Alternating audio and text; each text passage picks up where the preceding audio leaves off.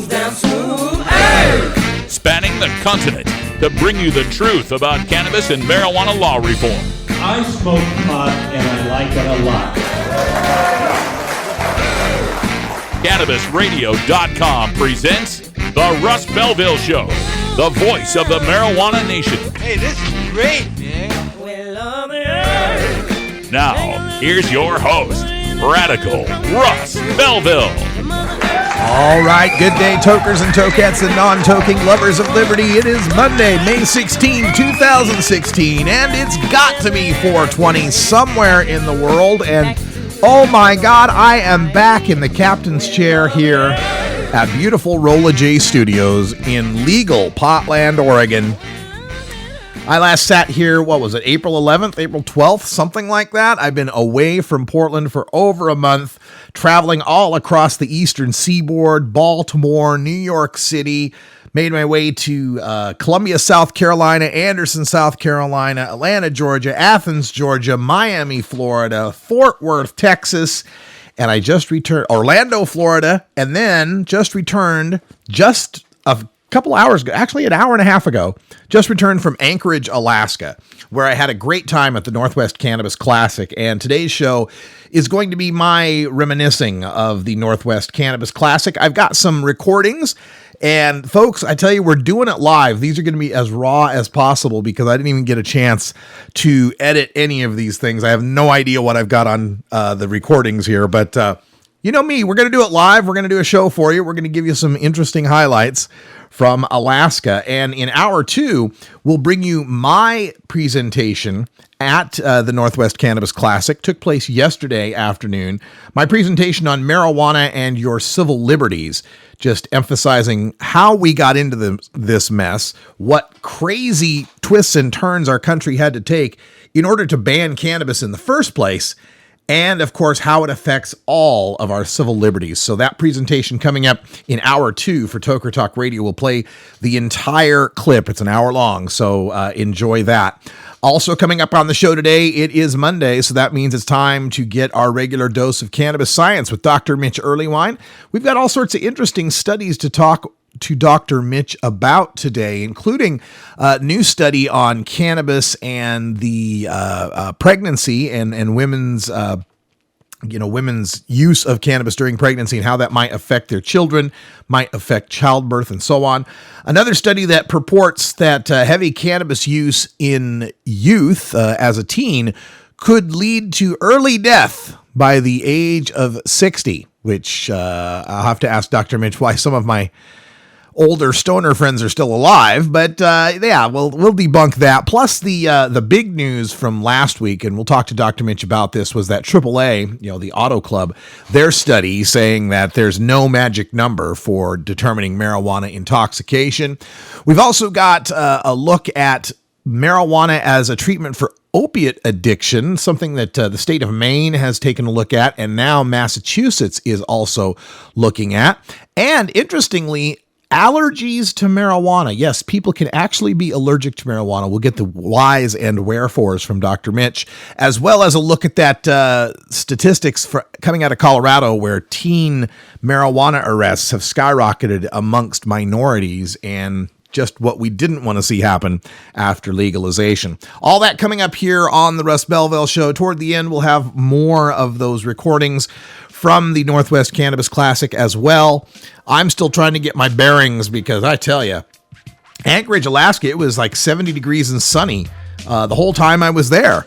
And when I mean sunny, it's like 20 hours a day sunny. Like the sun starts coming up around 4:30 in the morning, goes down about 11:30 at night. So my jet lag is crazy right now. I came from Orlando to that, and now I'm back in Portland where it's once again mid-50s, rainy and gray.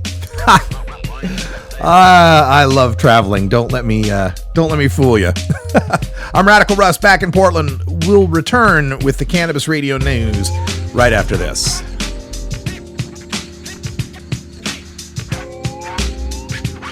This is the Russ Belville Show on CannabisRadio.com.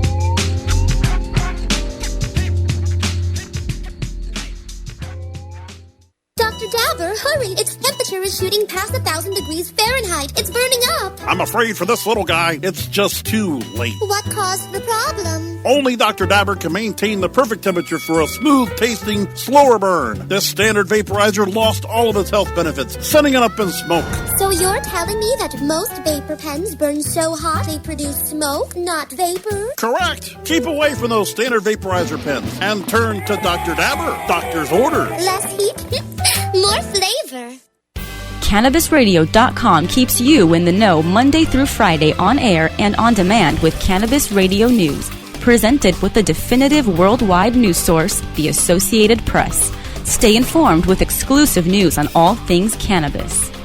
Cannabis Radio News, live weeknights at 6 p.m. Eastern, 3 p.m. Pacific, during the Russ Belville Show, or download the daily podcast exclusively on CannabisRadio.com, as well as iTunes, Stitcher, and iHeartRadio. When breaking news happens in the cannabis industry, Cannabis Radio News delivers the details first. Hey everybody, it's Radical Russ here from 420 Radio, inviting you to be like me and get your ink done at Lucky Horseshoe Tattoo, Fort Worth's most female-friendly, clean, sterile, awesome tattoo shop. Thomas and his crew are true artists who can design you a custom piece or use a design you bring in. Lucky Horseshoe Tattoo also offers all styles of tattooing as well as piercings and all-around fun. In the DFW area, stop by Lucky Horseshoe Tattoo and tell them Radical Russ sent you. Trust me, it'll feel awesome.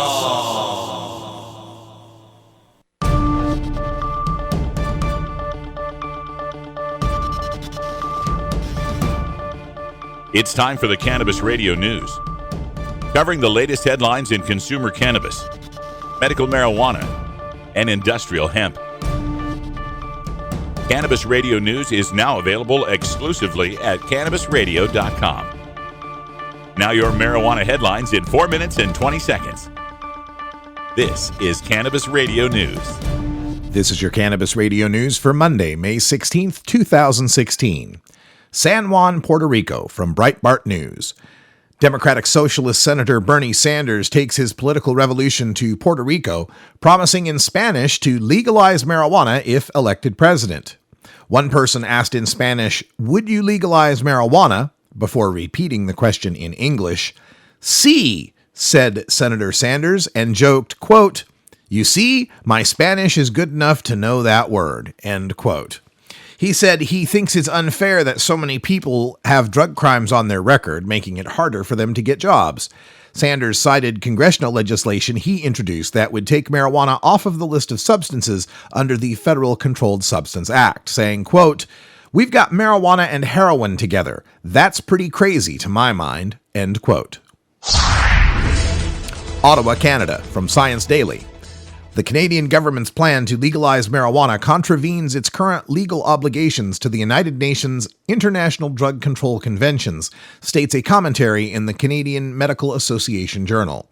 Quote, "The federal government should immediately take proactive steps to seek a reservation to the marijuana provisions of these treaties and or to initiate their renegotiation in light of its legalization plans," end quote, write Dr. Stephen Hoffman and Ms. Rujeen Habibi, both with the Global Strategy Lab at the University of Ottawa's Center for Health Law, Policy, and Ethics, including, quote, "If these diplomatic efforts fail, Canada must formally withdraw from these treaties to avoid undermining international law and compromising its global position," end quote.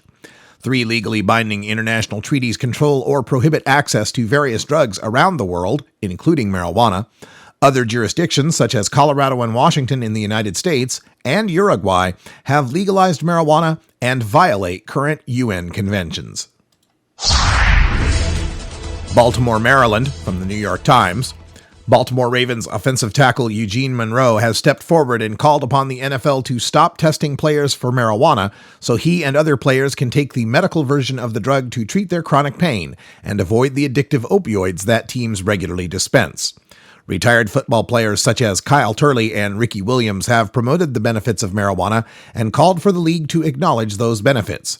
Monroe, though, may be one of the first to openly urge the league to stop testing for the drug, possibly risking the wrath of owners, league officials, and other players.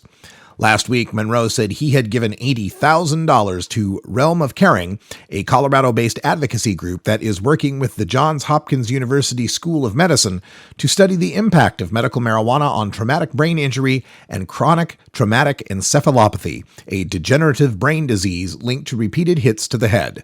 Monroe also started a website about the use of marijuana for pain management. Redmond, Oregon. Last year, Lindsay Pate and her husband Christopher bought 15 acres of high desert covered junipers in central Oregon, where they plan to grow marijuana in greenhouses to sell for recreational use. In December, however, Deschutes County banned recreational marijuana businesses in unincorporated areas, including the Pate's land. Underscoring the shifting tides Oregon is experiencing even after voters legalized marijuana in 2014, the county's commissioners, after holding public meetings and hearing from several groups, decided Wednesday to allow marijuana cultivation, processing, and sales. In another sign of the shifting tides over Oregon marijuana legalization, voters in Grant County in conservative eastern Oregon and Klamath County in the south will decide in Oregon's primary election on Tuesday whether to repeal their county's bans after marijuana advocates collected enough signatures. New York, New York, from Mediaite. Some of the good folks over at USA Today apparently got their pie charts, colorful maps, and states all confused this weekend during a story about the marijuana smuggling efforts out of Colorado.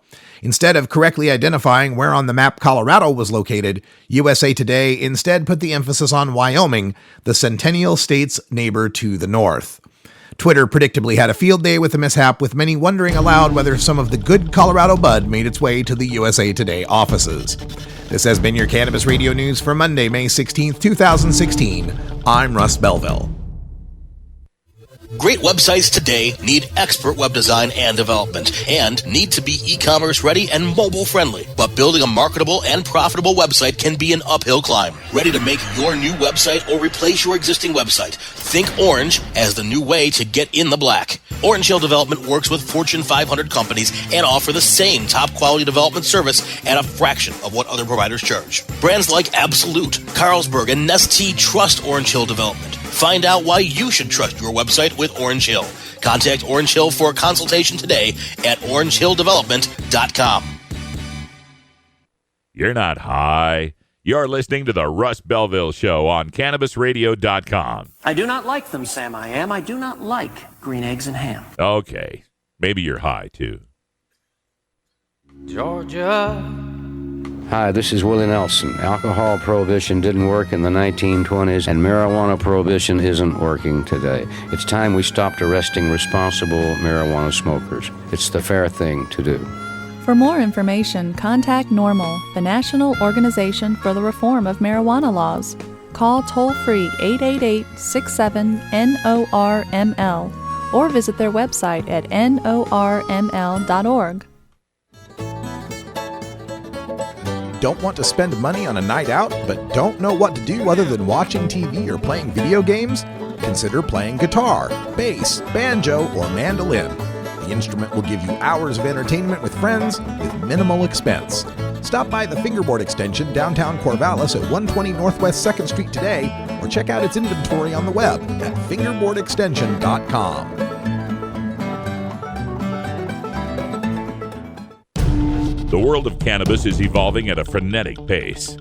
The Russ Belville Show gets behind the headlines to take a deeper look at breaking news in our Cannabis Focus. Welcome back, everybody. In the Cannabis Focus today, we're going to be taking a look at the Northwest Cannabis Classic that took place in Anchorage, Alaska, and I was just about ready to play some of this for you when we didn't have any sound coming out. Let's see if we can make this work. Still not working. Okay. This would be just my luck that I would try this live and it's not going to go and play for me. So I will have to find another way to make this work for us as we continue this day here. Well, I'll talk a little bit about the Cannabis Classic. It was a really exciting event. We had, I don't know, it's a smaller event because we are talking about Anchorage, Alaska, which is a town of about 300,000 and a very sparse rural state that Alaska is. One of my favorite moments, though, was I got a chance to meet a reality television star. His name is Chip Hailstone. That's right. The guy's name is Chip Hailstone. You'd think he'd be a weatherman in Los Angeles or something, but no, his name's Chip Hailstone, and his wife's name's Agnes, and they are the stars of Nat Geo's Life Below Zero, which is this reality TV show about them and their family. They got 7 kids, and they are subsistence hunters north of the Arctic Circle, which basically means they just live off the land up there in the Great White North, life below zero. And so they hunt caribou and other animals and live off the hunting and live off the fishing that they do. I can't even imagine that sort of lifestyle, but they've been at it for years, and the show has been on for 4 years now. I guess they're into their getting into their 4th season coming up here. So looking forward to hearing more about that from Life Below Zero. I think it's on Nat Geo. Also got to meet a fellow by the name of Dave. And, Dave's not here, but I actually met Dave. He was there. Dave is the breeder grower behind Alaska's 2nd native strain. At least that's what he tells me. Now, the first native strain in Alaska would, of course, be the famous Alaskan Thunderfuck. And we talked a little bit about the Alaskan Thunderfuck and the Matanuska Thunderfuck and what the Thunderfuck is going on up in there in Alaska. His strain is one that's called Arctic Blue. And the inaugural copy of Alaska Leaf, just like Oregon Leaf and Northwest Leaf, big, glossy, full-page bud photo kind of magazine. The inaugural copy of Alaska Leaf features his Arctic Blue. So I can tell you, I got a chance to enjoy Arctic Blue throughout the time up there at potluck events. We'll talk a little bit potluck events too, but got to enjoy plenty of Arctic Blue, both as flower and as dab. Also managed to have it, as a joint and as a bowl. So every different way. And it's a very nice heady strain. Good taste to it. Really enjoyed it. Big thanks to Dave for setting me up with it. And of course, yes, we were at the Potluck Event Center, which is Alaska's 420 headquarters. Their address is perfect. Their address is at 420 West 3rd Avenue. That's their actual address, 420 West 3rd Avenue in Anchorage, Alaska. They open up at 6 o'clock in the evening, and they're a private club with memberships that you can buy a daily membership or you can buy monthly memberships. And it's bring your own cannabis. They don't dispense any cannabis, but what they do dispense is free candy. They go like to Shopko or Costco or whatever, and they get the bulk candy, and they fill up the jars. So they got M&Ms and Reese's Pieces and gummy bears and all sorts of good stuff behind the bar where you'd find the liquor bottles. And you could just have shots of candy while you're sitting there, smoking your weed. And then they got stuff to drink too. They got, energy drinks, and they got sodas, and then they got Italian sodas that they'll mix up for you. You can buy those kind of things and help keep the place afloat. And best of all, just very luxurious seating.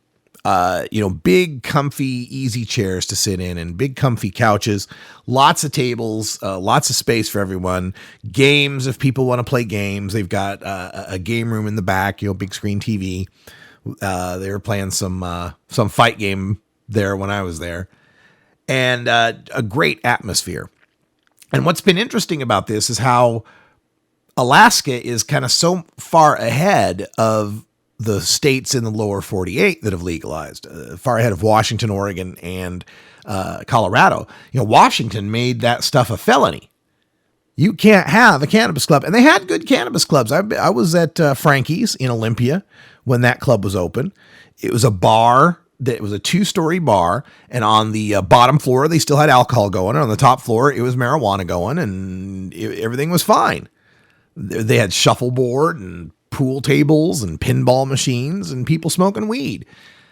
And it's just hard for me to comprehend why Washington had to felonize that, why Oregon went out of its way to put them out of business with Clean Air Act violations, why Colorado's still fighting for it. Denver Normal's got their social use initiative that they're working on. But this should just be obvious. If people have a right to smoke weed, they ought to have a place to be able to do so with other people. That just seems to be a fundamental part of the liberty that you get when you legalize a substance.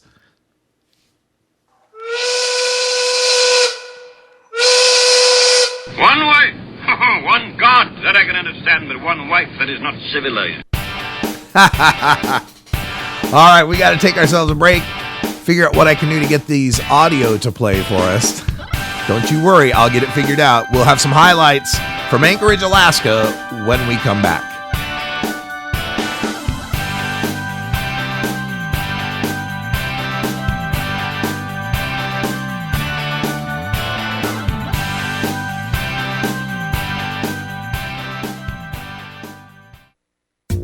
Ganjapreneur.com, your guide to the cannabis business world. Ganjapreneur.com is a comprehensive resource for cannabis professionals and entrepreneurs. Download the Ganjapreneur app on your smartphone or tablet to catch up on cannabis industry news, scroll through our daily job listings, and learn about successful cannabis companies, executives, and investors. Ganjapreneur.com, helping Ganjapreneurs grow. The Russ Belville Show is blogging and podcasting daily at RadicalRuss.com. Cannabis Confidential with Dr. Dina. Candid. I want to give you the inside story. Captivating. I want to introduce you to my kind and amazingly talented friends. Compelling. We get to meet some of the most amazing cannabis activists and warriors around. Listen in as medical marijuana pioneer Dr. Dina shares never-before-heard stories, chats with cannabis insiders and celebrity friends, and provides invaluable perspective and insight into one of the fastest-growing industries in the world. I want to share with you what was once confidential information. Let's expose the truth, discuss the issues, and learn the facts. Cannabis Confidential, only on CannabisRadio.com. Coming soon to a city near you, Cannabis Finance Boot Camp. Get all your cannabis accounting, legal, and compliance questions answered by their knowledgeable panel of industry experts who want to help your cannabis boom. Whether you're a grower, dispensary operator, or a newcomer to the field, your cannabis needs Cannabis Finance Boot Camp. For information on upcoming events, visit CannabisFinanceBootCamp.com.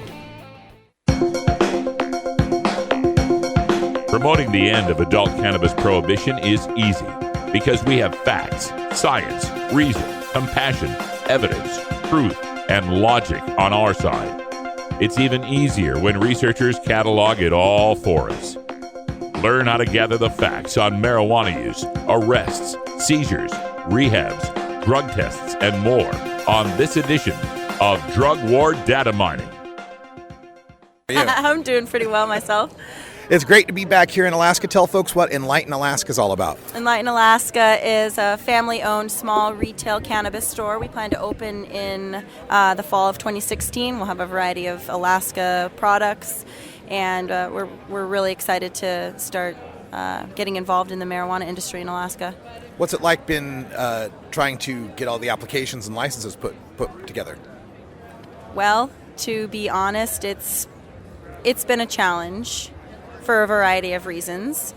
The regulations were just established in February, so just trying to sift through and make sure we have all of our ducks in a row, all of our T's crossed, our I's dotted. There are a lot of details that we're having to work through. Other than working with the state and the municipality on figuring all that stuff out, it's been pretty cool. It's been fun, just planning, designing our shop, figuring out, working with vendors or potential vendors to bring product into our store in the fall, and just having, it's sort of living the dream, our dream of being just a small family that is very we're advocates for national legalization of marijuana. So this is our way of supporting that movement and getting involved in the social change and getting people excited about the industry in Alaska. Is this your first foray into any sort of retail operation? Yes, it is. So in addition to going through a brand new industry, it's just brand new to you anyway doing retail? Well, the retail aspect, yes. I'm partners with my family, so my brother and my mom. And my mom, she's run her own business. I've worked in the oil and gas industry. I'm definitely been sort of the budget person in a lot of other positions in other places that I've worked. So we definitely have the capacity to handle the business side of it. What's cannabis legalization mean to you? How is this a personal issue for you? It is. I have a lot of friends that utilize cannabis medicinally. We provide the medicine for them, and it radically changed their life. When I saw that, and I recognize that the quality cannabis that we are producing and providing for them is quite literally changing their life. That's meaningful to me. My grandmother, she was diagnosed with glioblastoma, that's brain cancer, and I think that cannabis could have helped her. And if it were legal in Alaska, which it now is, I think that those people that are affected or afflicted with certain conditions, it can really be beneficial and help them. And I'm also an advocate for people that just want to, as an alternative to alcohol. They want to come home and they don't necessarily drink, or they don't want that glass of wine. Maybe they have a toke or have a little bit of a smoke and relax, and that's great too. Thank you so much, Leah, and tell folks if they want to get in touch with Enlighten Alaska or where your locations will be, any of that contact info. All right, well, we're located at 2600 Spenard Road in Anchorage, Alaska, and you can contact us via our website, www.enlightenak.com, and we hope to see people coming at fall of 2016. All right, thank you so much, Leah. Have a great show. Thanks, Russ. Radical Russ here at the Northwest Cannabis Classic and Expo, and I've come upon Swamp Donkey seeds and what looks to be a 15-foot-long vapor bag being consumed here. Yes, we are. All right, tell about Swamp Donkey seeds. Swamp Donkey seeds. Well, we're an organization. We're made up of 2 veterans with PTSD. What we're trying to do is we're trying to improve the genetics and the quality of life for veterans with PTSD, and also improve the quality of genetics throughout the nationwide cannabis industry as we break into that market. But right now, we're just entering strains and trying to win competitions, doing genetic testing on our gear to make sure that we have the best of the best that we can have before it reaches the people.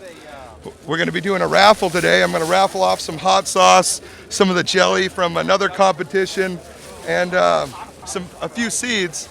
And I'm going to keep this 10-foot vaporizer bag going all day long. So it's going to be a party. What are some of the strains of the hot sauce? Tell us about what you got here already. Oh, well, what I got here, I haven't got it all labeled yet, but I've got my ATF that I won Best Sativa with last year.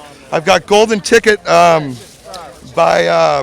it's Mr. Dank's Golden Ticket, and that's Golden Goat by Face Off OG. I've got Golden Goat.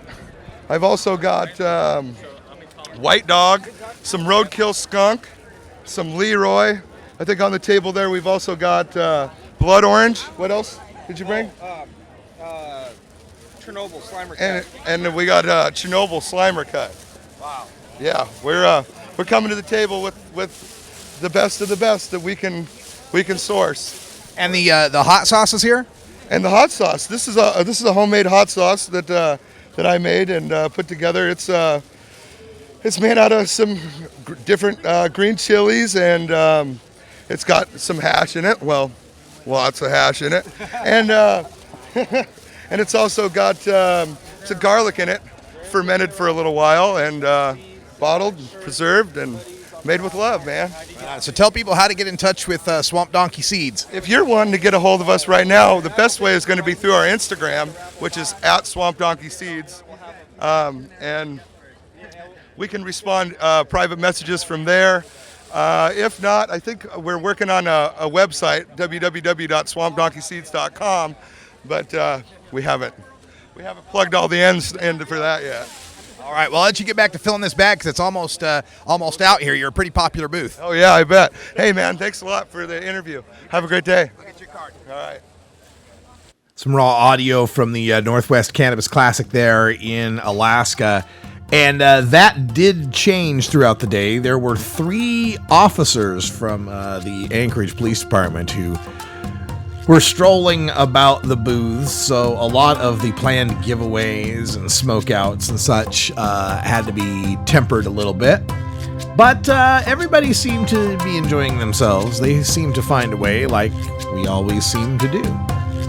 We're going to take a break, and when we come back, we've got Dr. Mitch Earlywine on the line for our Cannabis Q&A. Get your questions ready in our chat room or dial us live at 971-533-7111. We're back in 2 minutes.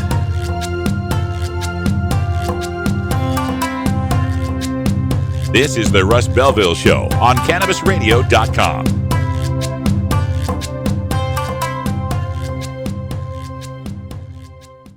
The next generation of vaporizers has arrived. Vuber vaporizers are blazing the way with unparalleled technology for oil, concentrate, or dry flower pens. Providing unsurpassed customer service and expert craftsmanship, Vuber vaporizers use cutting-edge technology, providing a power-packed, smoother vapor with a lifetime guarantee. Experience vaporizing the way it was meant to be. The Vuber way.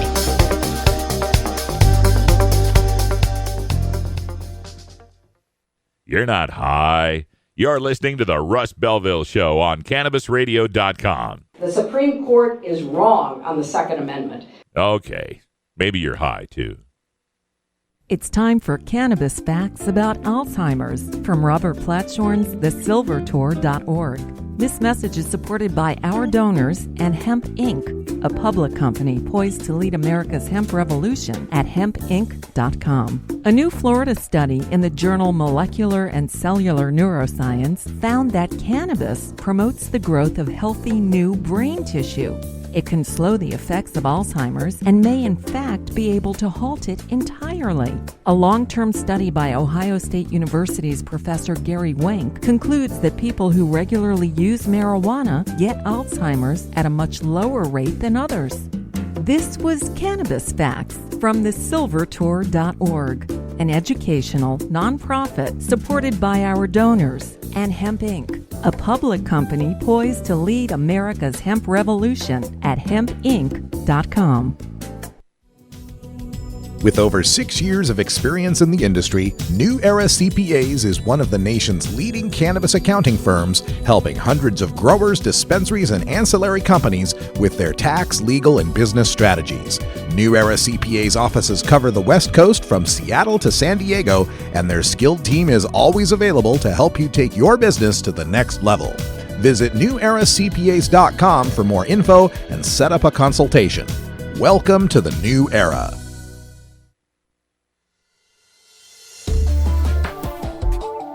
It's time for the Russ Belville Show's Cannabis Q&A with Dr. Mitch Earlywine.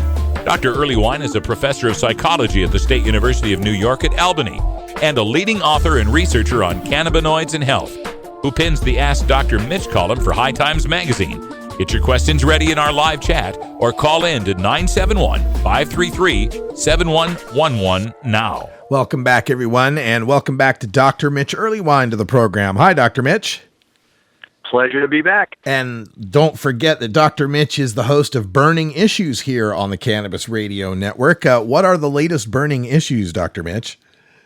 Oh, in fact, tomorrow we're going to record a new one with Art Benavi about basically the perils of the drug war and why it's such a waste of resources. All right. Well, folks, And Guy Obelam's up right now, and he's the cannabis comic and a real delight. Yeah, you got to listen to the Ngaio show. It's a really good one. I was checking that out while I was flying around the country these past couple of weeks. And Dr. Mitch, we've got people that are eager to get some questions answered before we even get to the studies. So let's get right to it.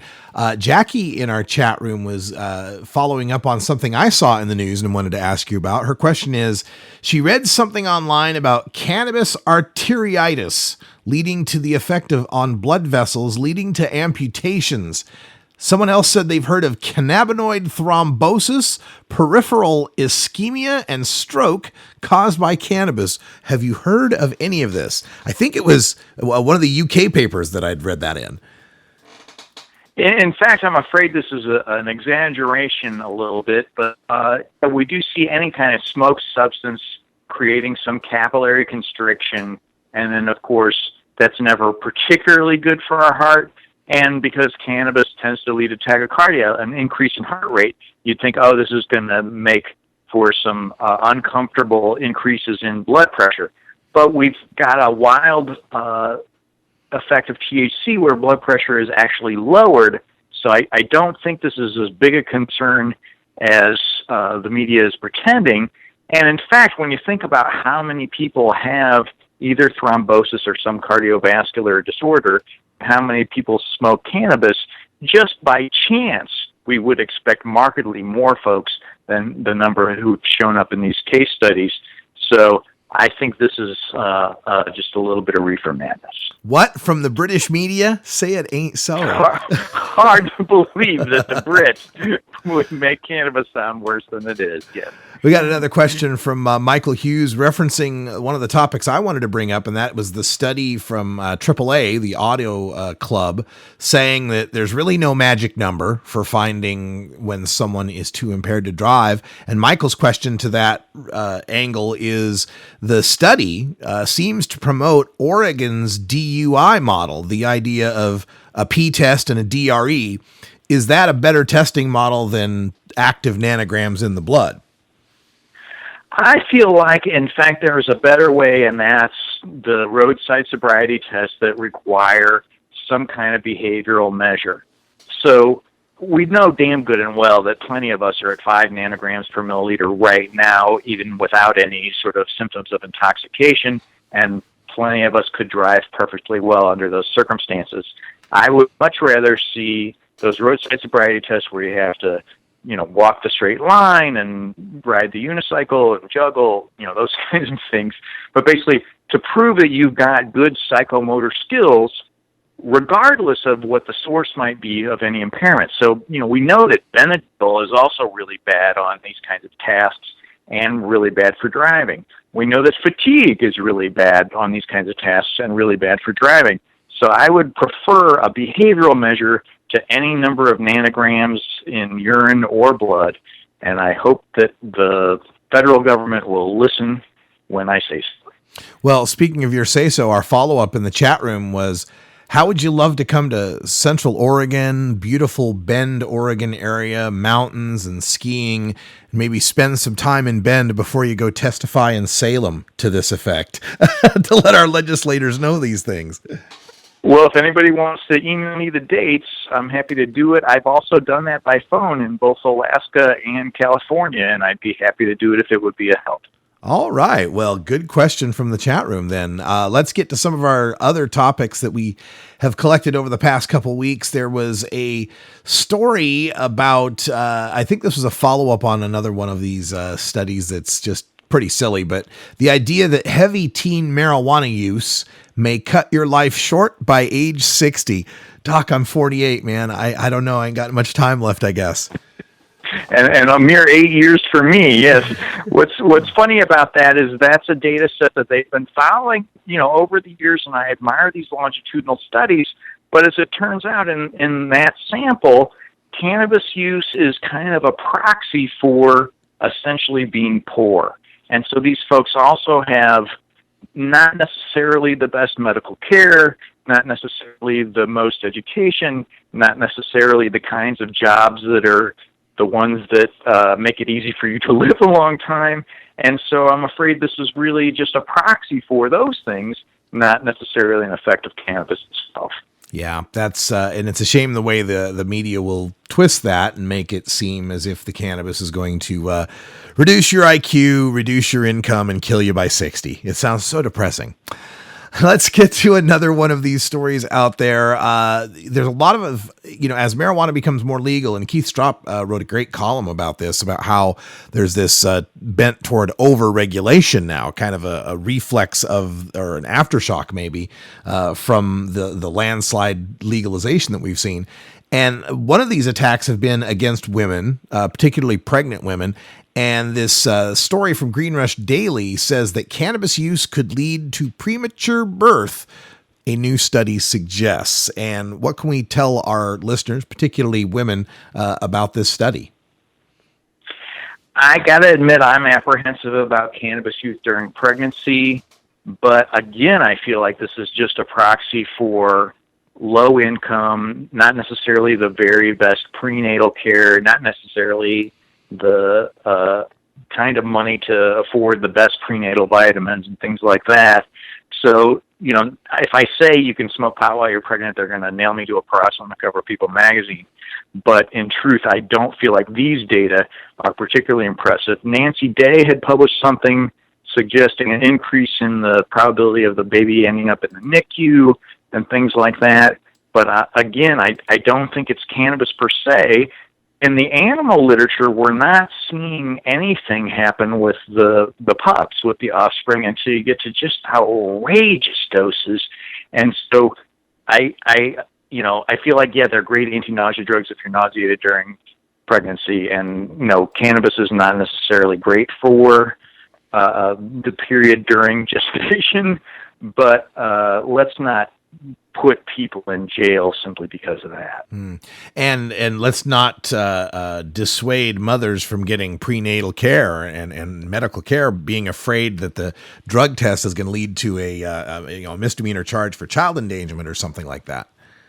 That is just unconscionable. I can't believe anybody would threaten a woman with something like that. Yeah. All right. There's an interesting story I saw that said, yes, you can be allergic to marijuana. And I figure, I guess people could be allergic to pretty much anything, but how prevalent is this? What's curious is we're just beginning to get some of the estimates. I think some of those cases that we had heard about earlier in the year about that cannabis alleged cyclic emesis, throwing up business may have stemmed from this. And when I look at some of the, basically hops, some of the other plants that are loosely related to cannabis, right around the 1% mark, we are seeing some folks who generally are allergic. It's obviously not like the pollens we get in a whole lot of other areas, but something to keep in mind. Obviously, if cannabis makes you sneeze or throw up, it's not the drug for you. As a tangent to that, I was in Georgia and met a woman who's got a severe peanut allergy. I'm thinking Georgia's not the state you want to be, but still, she's got this severe peanut allergy that lands her in the hospital, severe anaphylactic shock. After I went to the Five Guys to get a burger, I had to make sure to wash my hands up to the elbows before, seeing her and touching her. Right. And so, what is up with these peanut allergies? Because I don't ever recall when I was younger hearing a whole lot about this. Has it become more prevalent? And if so, why? It's curious because my very first family therapy supervisor had this allergy, and if we'd all go out for lunch, that was a big issue.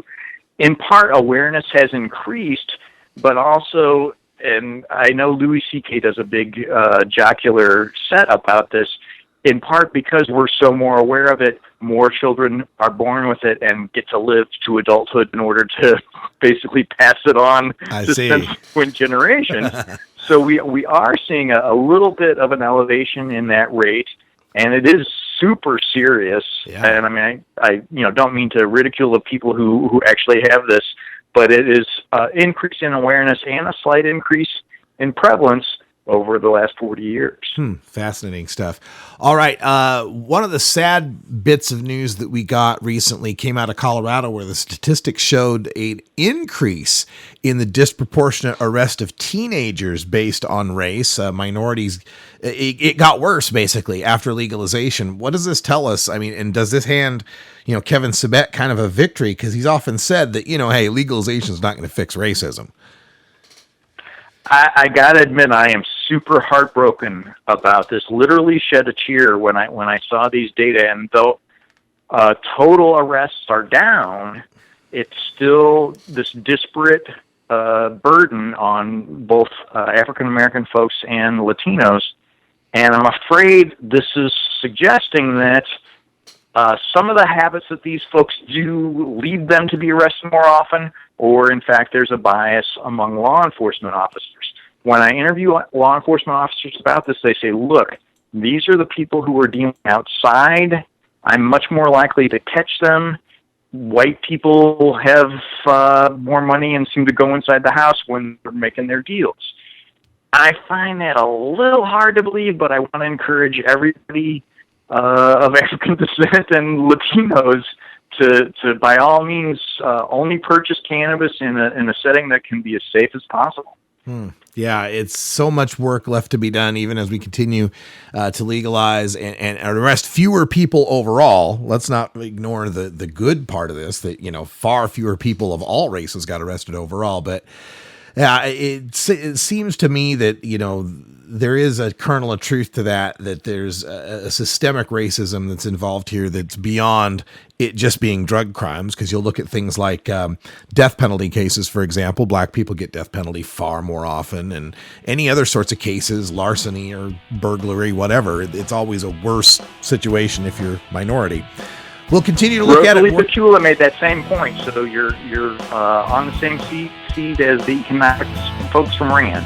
Yeah. All right. Well, Dr. Mitch, thanks for joining us. And remember, folks, you can always email Dr. Mitch at 420research@gmail.com, 420research@gmail.com. Thanks, Dr. Mitch, and we'll talk to you next week. Thank you, Russ. All right. When we come back, we will have my presentation at the Northwest Cannabis Classic in Alaska, Marijuana and Your Civil Liberties, starting in the Radical Rant and extending into Hour 2. We're back right after this.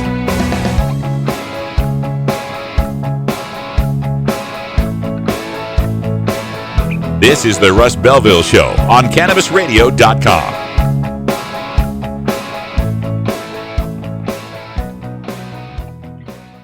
Dr. Dabber, hurry! Its temperature is shooting past 1,000 degrees Fahrenheit. It's burning up. I'm afraid for this little guy, it's just too late. What caused the problem? Only Dr. Dabber can maintain the perfect temperature for a smooth-tasting, slower burn. This standard vaporizer lost all of its health benefits, sending it up in smoke.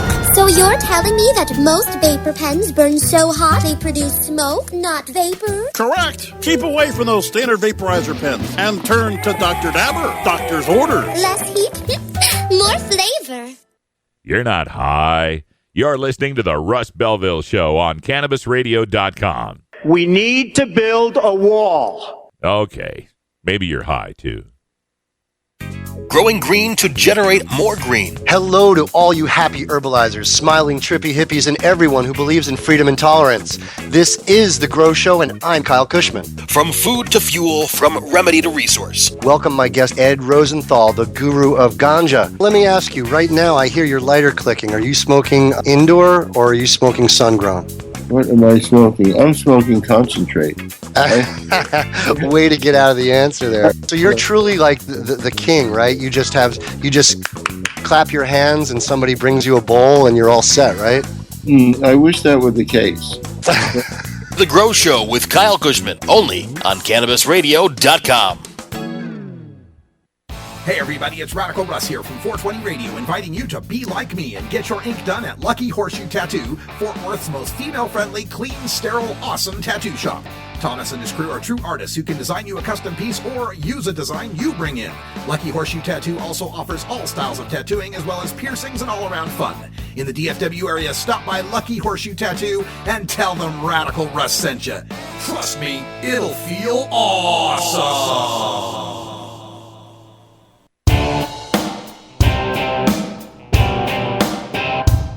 must wage what I have called total war against public enemy number one. I support a change in law to end federal criminal penalties for possession of up to 1 ounce of marijuana. That marijuana, pot, grass, whatever you want to call it, is probably the most dangerous drug. Some think there won't be room for them in jail. We'll make room. I experimented with marijuana a time or two, and I didn't like it and didn't inhale. One major responsibility is to encourage people to use less drugs. Entirely legitimate topic for debate. Radical Rant. All right, good day, tokers and tokettes and non-toking lovers of liberty. It is Sunday, May 15th, 2016, and it's got to be 420 somewhere in the world. My name is Russ Belville. I'm with CannabisRadio.com. I host the live daily talk radio program, The Russ Belville Show, which is the NPR of POT. We are news, analysis, information, opinion, interviews, and more. And today my presentation is entitled, It's Not About Marijuana, It's About Freedom. And the idea here is marijuana prohibition is not only unconstitutional, but it also affects almost all of our civil liberties. CannabisRadio.com is available on iTunes, iHeartRadio, and Stitcher. We've got a lot of great programs out there for growers, for enthusiasts, for activists, reformers, researchers. Tommy Chong's got a program on Cannabis Radio. And of course, my program, The Russ Belville Show, is heard live every weekday at 2 o'clock 2 o'clock Alaska time, I should say. You can pick it up online live, or you can listen to it as a podcast through iTunes. And we give you the latest news and information, give you the latest interviews, and I travel all across the country giving you kind of the flavor of what's going on in legalization. So what I'd like to start with is the idea that marijuana prohibition itself is fundamentally un-American.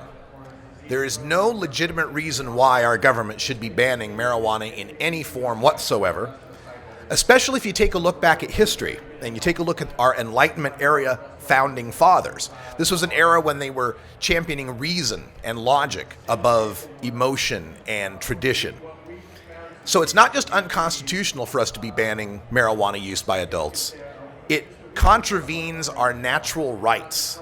The natural rights that our Constitution recognizes were endowed not by a king, not by a legislature, but by our Creator. In our Declaration, we state, we hold these truths to be self-evident. Self-evident. They need no defense. They need no proof. These truths are self-evident that all men are created equal, that they are endowed by their Creator with certain unalienable rights. And a right being unalienable means that no government, no law, no legislature can repeal that right. It is an inherent right in the people, in the citizens. That among these are life, liberty, and the pursuit of happiness. Note the phrase, among these. These three aren't the only ones that are unalienable. These are just the first three that we mentioned. But there are plenty of other unalienable natural rights. And notice also that it's the pursuit of happiness. There's not a right to happiness. You merely, as a citizen, as an adult, have the right to pursue happiness as you see fit.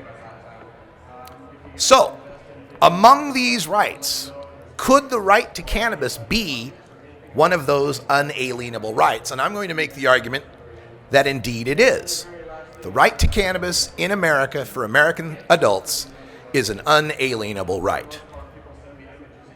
First of all, take into account that our founders were a bunch of hemp farmers. The foundation of our colonies in the early 1600s was preceded by the English Navy defeating the Spanish Armada in 1588, and there was tens of thousands of acres of hemp being used on those ships for rigging and for sails. So the American people were founded by and dependent on this industrial hemp. In 1632, the Virginia Assembly ordered, quote, that every planter, as soon as he may, provide seed of flax and hemp and sow the same. So the first colonies in the very beginning of this country were being ordered to grow hemp. Virginians at the time, the Virginia colony, could pay their taxes with hemp as well as other cash crops. And finally, the British Parliament, even we were still being ruled by the British, was providing bounties for hemp growing.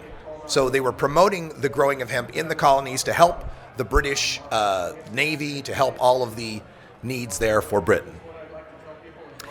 Got a nice lithograph there of George Washington overseeing his slaves at Mount Vernon. So much for the all men are created equal part. However, when we look back at that early Founding Fathers era, a lot of times people in the marijuana movement will try to take some quotes to determine that the Founding Fathers had actually consumed cannabis like we do, by smoking it for mind-altering purposes. Now, at the time of the founding of this country, it was well known that there were psychoactive effects from hemp. It goes back to the Greeks burning hemp seed and the Chinese using it as medicine. But it really wasn't used that way in the early colonial times for which we can find verifiable records.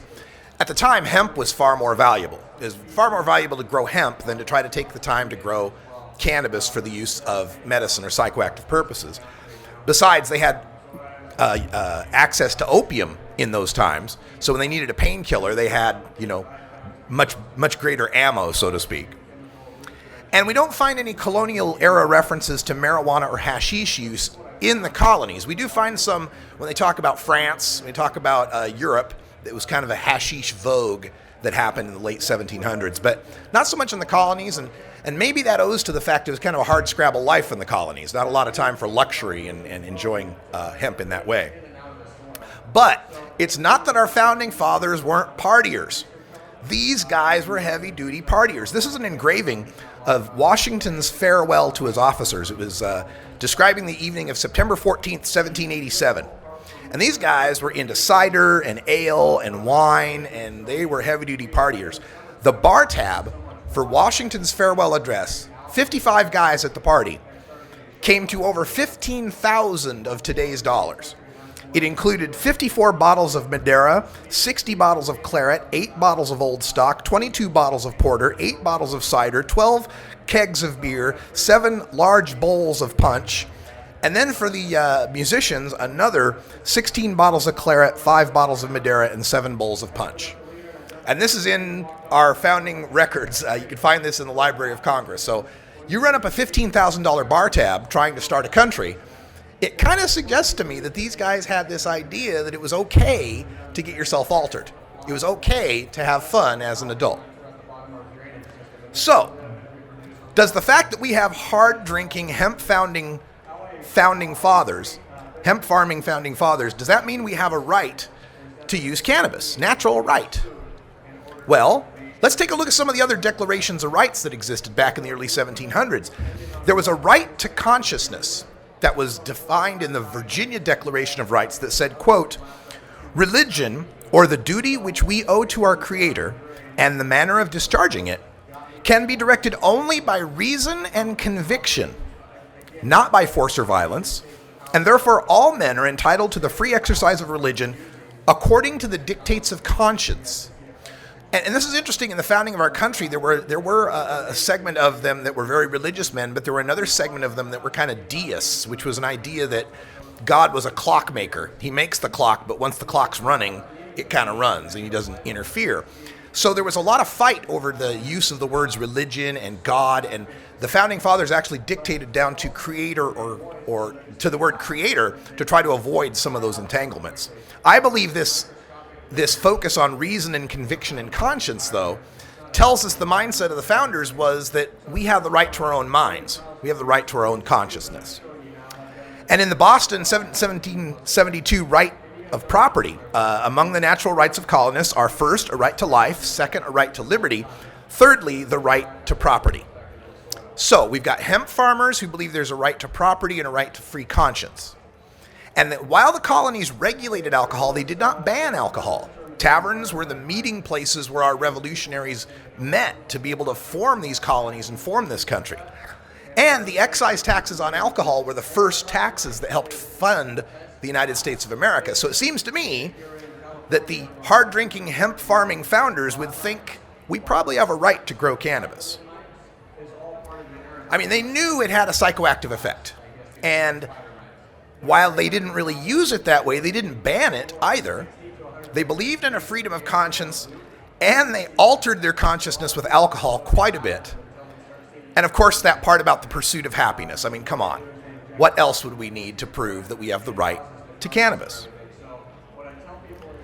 But as American history unfolds, we take kind of a dark turn. The story of how we managed to go from a bunch of hard-drinking hemp farmers to a country that in the 1900s banned alcohol shows just how much the politics can change and just how much stereotyping and fear-mongering can lead that change. What we saw with alcohol is a lot what we saw with cannabis as well, and I'll make these parallels for you. The beginnings of American temperance start in the mid-1700s. John Adams, who had become president, noted that taverns had become the eternal haunt of loose and disorderly people. And, interestingly enough, he called them the nurseries of our legislators. He made the point that since all the early colonial times they gathered in taverns to make political decisions, some of the early legislators realized, hey, if there were more taverns, and I was like drinking buddies with all these guys in all these taverns, I could get political office.